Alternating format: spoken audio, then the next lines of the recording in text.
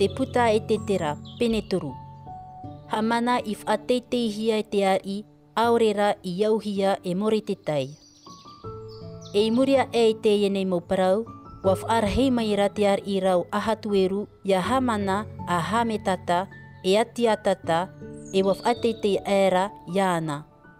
Tuua era I tōna parahir a inia e I tō te whea rarahi, I parahei I onara.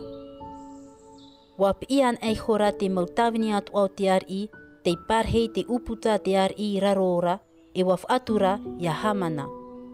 Wana reira hoi ta te ari I parau iana. Ai tara more te tei I pio I raro. Aure hoi I whaatura atu iana. Wa parau atura te mautawini o te ari I parhei te uputa te ari ra, ia more te tei, e aha oe I ori ap oei I te parua te ari ra. E a parau tā mau mai rātou, iana, ai tai mahana tuua, e aure era oia I whaar o atu. Wa whaita era rātou ia hamana, ia ite rātou I ta more te tai parau I te tupura. Wa whaite hoi oia ia rātou e ati uta oia. E itea era hamana, e ore more te tai e pio I raro, e ore hoi e whaatu rātu iana.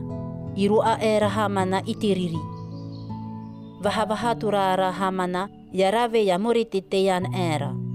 Wa whaite hia hoi oia e rātou I to more te te nuna. Titau atura hamana e rave te nuna atoa, I te ati uta atoa e ati nua e I te patirei atoa o ahatueru ia pohe.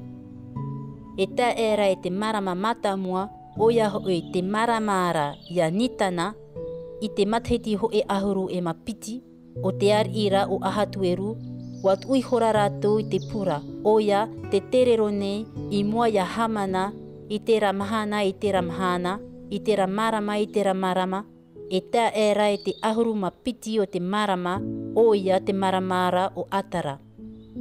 Wa parau mai raha mana I te ar ira, ia ahatueru. Te parhi haere nei te teipet ata I roto I te maut ata atoa, I te maumat ein atoa, I to oe nei patireia. E ore hoi tā rātou ture e iau I ta te ata atoa nei. E ore hoi e haap oi te ture a te ar I nei. E ore hoi te ar I e maita e ia waihohia tāua maut ata nei. Ia ti a ia oe e te ar ira, e parau oe ia rawahia rātou e ia mau. E nā u e hopoi atu I te ario e ho e ahuru I te tāre nira na te whea e rave, a hopoi mai ei I roto I te puer a tau a te ar ira. Iritia era te ar I te tapea I ai tāna rima e wa hopoi atura ia hamana a hame tata e ati atata I te enemi o te ati uta. Wa parau atura te ar I a hamana e ia oe te ario, e te ata atoa na oe e rave I ta oe e na arora. Te ihi atura te mopapa I parau a te ar I reira, I te mhana ho e ahuru matoru I te marama mata muara, e pap e hiai hora ta hamana parau I whaite atu I te mautawana tauturu no te ar I, e te mautawana I ai te maumata ina, e te whea atoa te ia rātou te iauwaha parau I te mauwahi atu ara, I pap e hia te parau mau, e te reo mau o te tata atu ara. I pap e hia ma te I oa o te ar ira o ahatueru I ai ho, e I tap o hia I te tap e rima o te ar ira.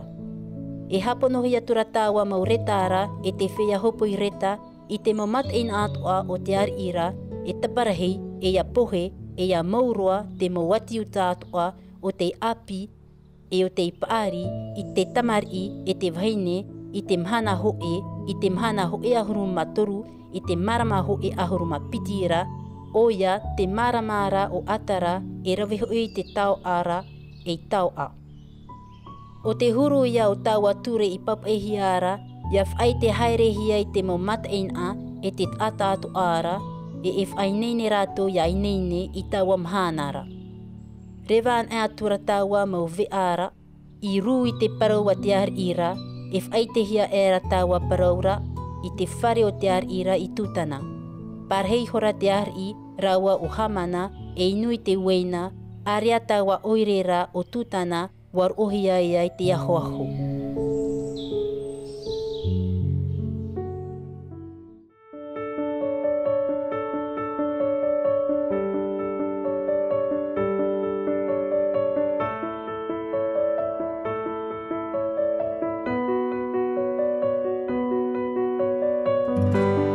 C'était votre lecture quotidienne de la Bible en langue tahitienne proposée par le Centre Média Adventiste, disponible en replay sur cma.adventiste.pf.